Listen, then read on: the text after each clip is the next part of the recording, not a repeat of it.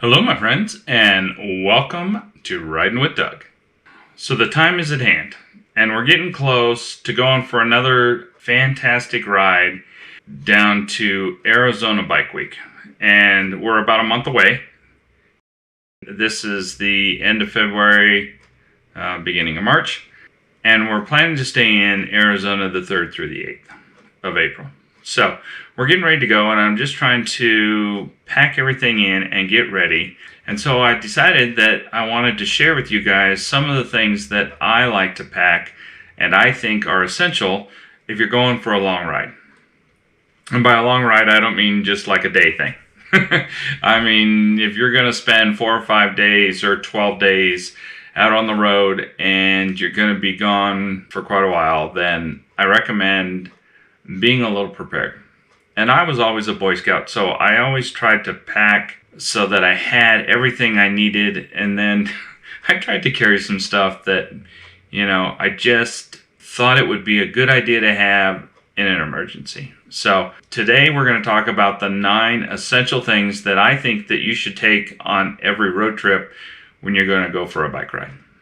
These 9 items are not in any particular order, but stick around and I'll give you a couple of bonus items that I think are huge and I would highly recommend that you're carrying on your motorcycle for long trips.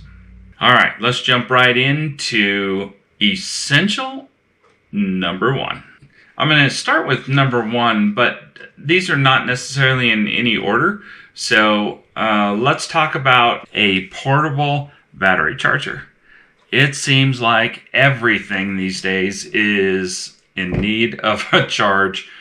So one of the things, and especially for me, because I carry 4 different GoPros and a phone and a camera, and there's just a ton of things that I charge at night. So one of the things that I make sure to carry in the saddlebag is a charger.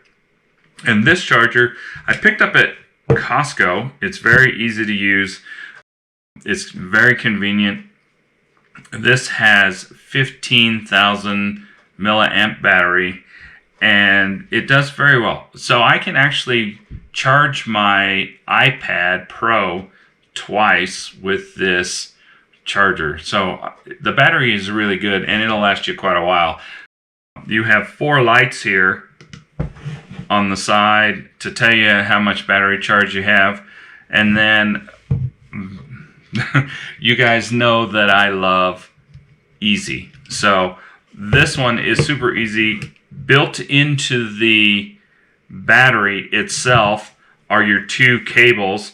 And essentially these cables I use for almost everything.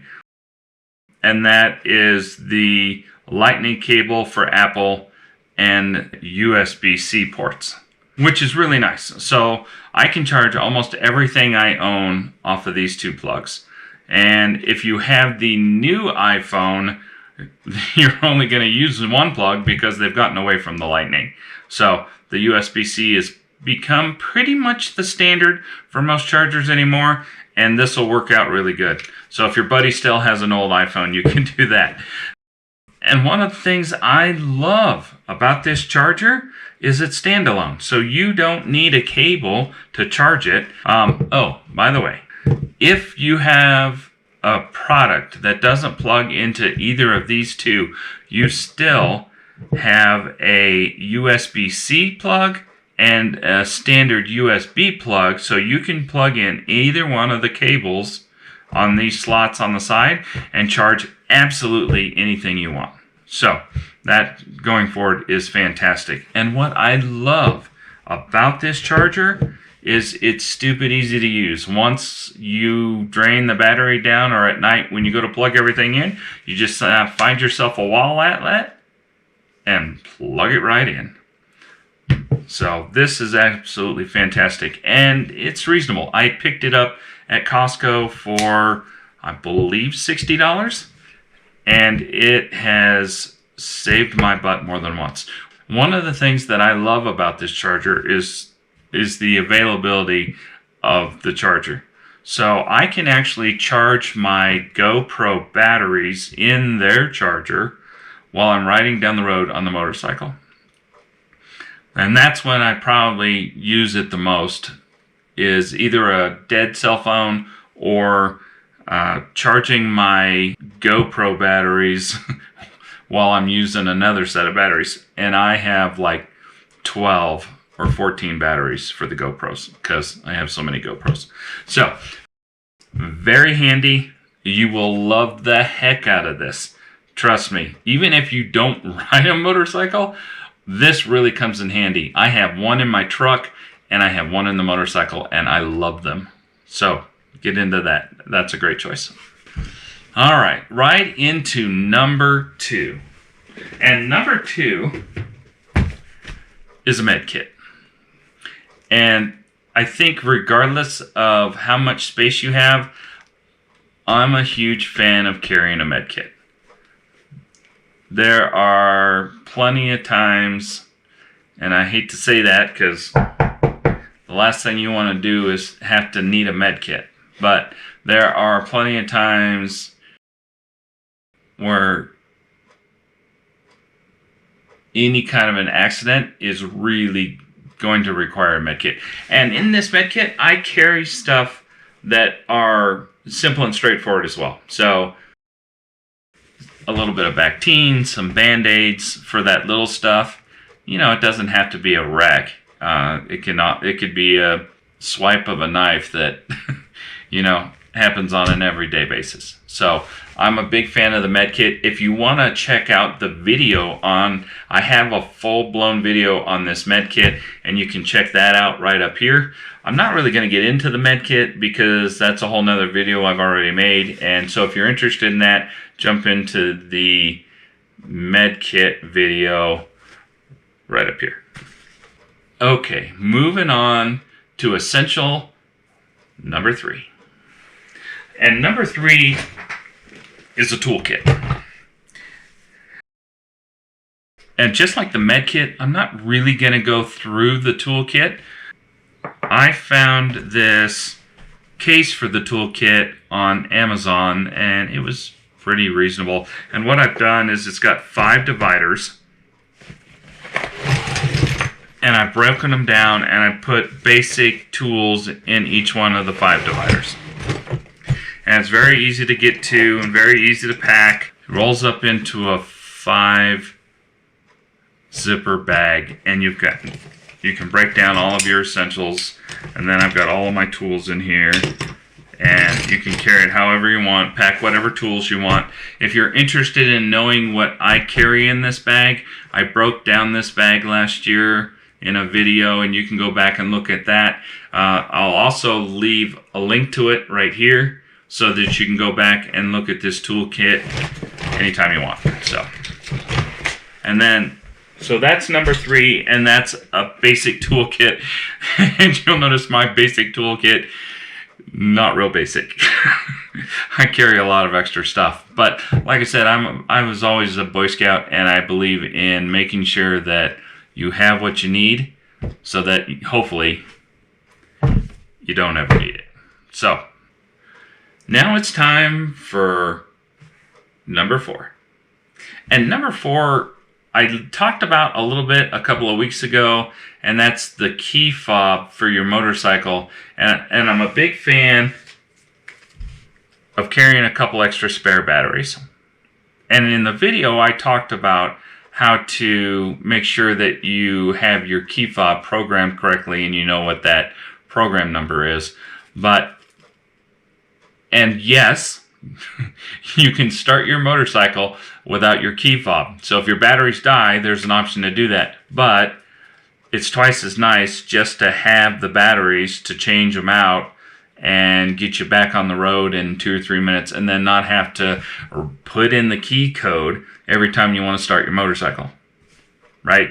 For those who want to know what the battery is, they are a 2032 lithium battery, and you can pick them up in a 2-pack or a 10-pack or whatever you want. But I carry 2 just in case my buddy needs one. So, and that is accessory number 4. Let's roll right into number 5. So number 5 is kind of an essential everyday carry that I make sure to carry with me everywhere I go. And I carry one on the truck, one on the motorcycle, and I have an extra. And that is an O-light. An O-light is very much my favorite everyday carry flashlight. This guy is super fantastic to use. 5 different settings. It's lightweight. It's about a little under 4 inches long. It's easy to carry. It fits really nice in the palm, so you can palm that. And then there are 2 buttons to use it. So you've got a button on the side where you can use it here, and then there's also a push button on the back for your thumb. And for those people who need to have one hand free and have that flashlight in their other hand, this guy works fantastic. And then you can work it with your thumb. So it's really easy to use. The battery lasts forever. The battery in this O-light goes probably 6 months. I probably only charge this flashlight once every 6 months. And even that is fantastic because the back is a magnet. So you can take it and it's magnet, so you can put it almost anywhere and use it. So you need to magnet to the car or whatever, where you need both hands free, or, lots of options there. The other thing that I really love about this is charging is magnetic. So it comes with a magnetic charger that just clips onto the back of the flashlight. You can charge it that way. I also have a magnetic stand that it's a L bracket that you can hook to the wall. A 2-way clip, which is really nice. It has a midnight mode that's really dim. I believe it's a 1 lume, so that you can walk around in the pitch black and not have to adjust your eyes and kill them, because this thing is stupid bright. This flashlight on high is 1750 lums. And you can find out more information at the olightstore.com. And they have lots of different choices for lights. This is a Warrior Mini 2 with 5 different modes, plus a strobe, plus waterproof. So, fantastic flashlight. Check them out. And if you're looking for any kind of an everyday carry, this is also a good one. I carry one in my pocket and one on the motorcycle. And, of course, one in the truck, too, because I use it as an EDC. So, if you get more questions on that and you have things that you'd like to know about, feel free to jump down there in the comments and leave me some questions. I'm happy to answer them. So, alrighty, that was number 5. And now we're going to roll into number 6 on the essential list. Number 6 is not overly essential, but I always try to carry a roll of quarters. And you're going to use quarters. If you're not using it for car wash, you could be using it for tolls. There are places in the U.S. that, you got to put in $4 or $5 worth of quarters. And if you don't have the right change, it's always nice to have $10 worth of quarters, even if you're only using it for the car wash to wash up your motorcycle. Instead of keeping a roll of quarters, what I did was I found a medicine pillbox, and it fits perfect. So, you got a little bit of wiggle room in there, but it fits quarters really nicely. So it fits real nicely in here, and you can see they're pretty good.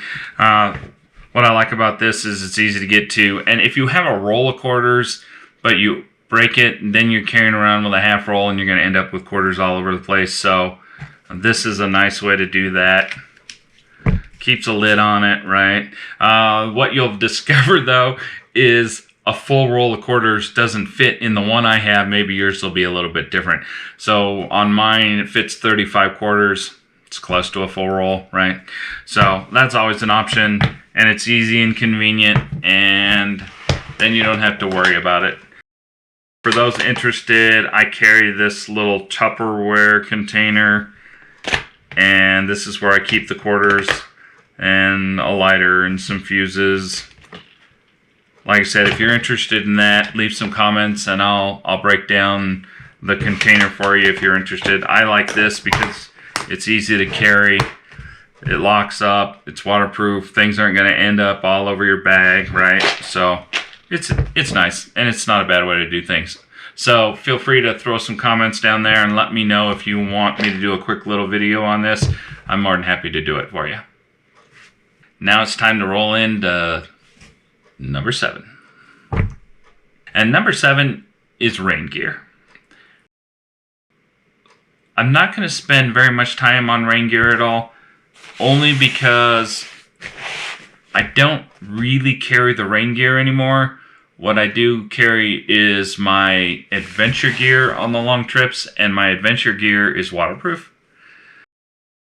Did take the rain gear and my adventure gear to Sturgis this year, and it did come in handy because I didn't want to have to carry the big bulky adventure gear, but I wore the rain gear because Sturgis and Daytona actually rained on us a lot. So I had it. But this is the orange and black Harley Davidson rain gear set.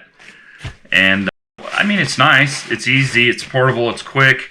You know, it's only 10 inches wide and probably 4 or 5 inches thick, right? So it's not bad, and it's easy to carry. And so something like that is not a bad idea. And if you're not interested in the adventure gear, you definitely need to look into getting yourself a set of rain gear.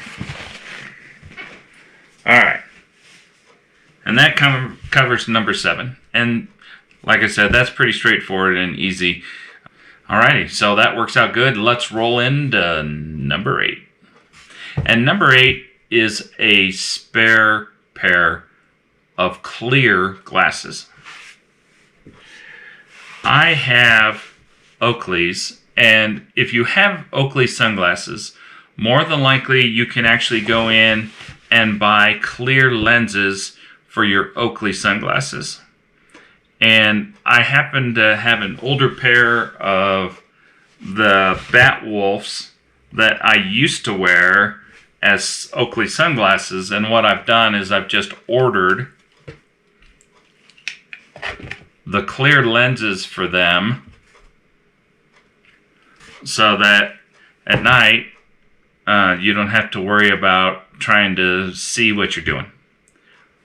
For those that don't have a pair of sunglasses that offer a clear lens option, you can also get into just a standard pair of shooting glasses, or a lot of the bike shops will sell a standard clear lens or a yellow amber lens, which is nice too. The difference between the two is that when you're riding down the road at night, this will be completely clear, just like you're looking down the road. And this one will amplify a little bit. So what I like about the clear lens is if you're riding in town, in the city, you're pretty bright anyway, and you just need it not to be dark and tinted. If you're riding down the road in the middle of the dark and it's black, then, you know, the amber is kind of nice and might be a good way to go. So it's really your preference on which style you like. What I love about the Oakleys is I carry an extra lens, and then I don't have issues, so that if any time I lose the pair of sunglasses that I wear every day, I also have a dark tinted lens that I can just pop in and out and replace. And for some of us, in my glass cases, I also carry a pair of of reading glasses because we all get there, right? So it's always nice to have an extra pair of reading glasses to be able to see what you're doing, reading menus and, that kind of stuff. So, and then what I love about the Oakley, this is an Oakley box, and you can find this one on Amazon or on Oakley's website, and I think they're $16. They're pretty cheap, but you've got a spot for your glasses. You've got a spot for an extra lens, and then you also have cleaner in the back. And if you go to the Sunglass Hut, you can get a microfiber cloth. These are nice. You can also use the case for your glasses, but I'm a big fan in the microfiber cloth, and I actually carry these and extra cleaner pretty much everywhere I go because I'm pretty anal retentive and I don't like a bunch of smudges and crap on my glasses. Plus, I have to keep the lens of the GoPro clean because you guys aren't going to like to watch videos that are all blurry and bug covered. So, 6 of one, half dozen of the other. All right, let's get into number 9. And number 9 is an air compressor for tires. One of the things that I carry is a tire repair kit. And it's just designed that if you pick up a nail or something, it's just designed to get you 30 miles or 40 miles down the road until you can have it fixed. But I think it's a good idea, especially if you're traveling, that you have the ability to get yourself back on the road and get you out of a situation where you're alone and stuck on a highway and there's nothing near you.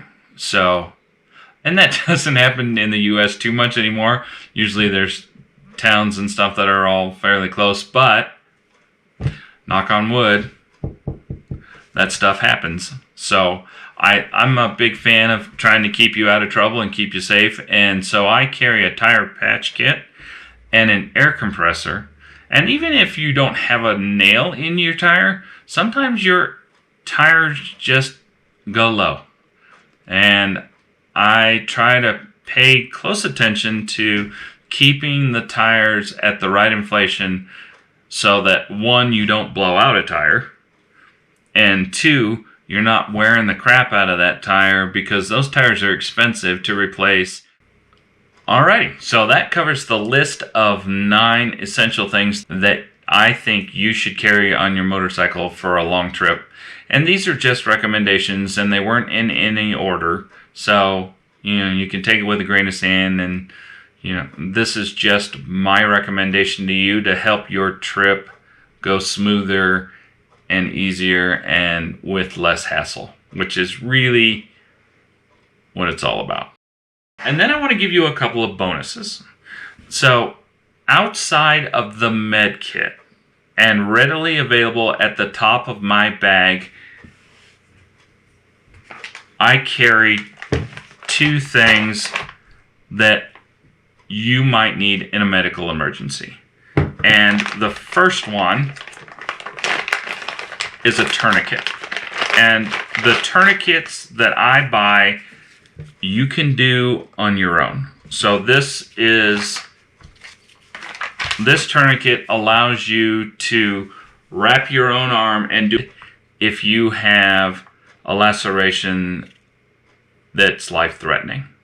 So you can put this on and do it all in a single movement with one hand.